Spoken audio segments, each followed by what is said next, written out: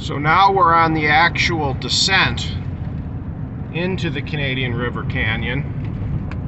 One interesting fact in this area is that you have kind of a reverse tree line. When you're really truly up on the flats up there, it's mostly treeless. It's primarily short grass. Here's a little juniper. But actually, as you drop, the forest increases greatly, and there's even a fair number of decent-sized ponderosa, which we just went past. Over here to our left on those bluffs during the correct season, you would be able to observe lush wild grapes.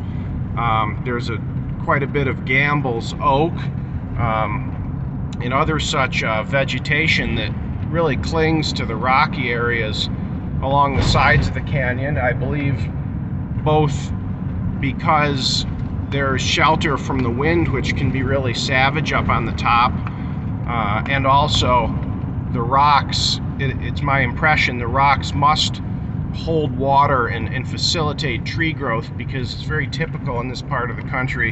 When you get that dense, heavy red rock, there's a very strong tendency to see an increased amount of tree cover rather than decreased, as you would imagine in a rocky canyon. So we're just going down, down, down, and you get a little bit of a sense of just how large this canyon is. And there's actually a ranch in the bottom. Isn't that amazing? Can you imagine living in a ranch house at the bottom? And I actually know a woman who did live down there for several years, so that's a full-time dwelling that's occupied by the cowboy and their family that's employed by the ranch owners. So we're really approaching the bottom, and I think before we hit the fatal 2-minute mark for video length, we're going to see the river, and there it is. Right there is the base.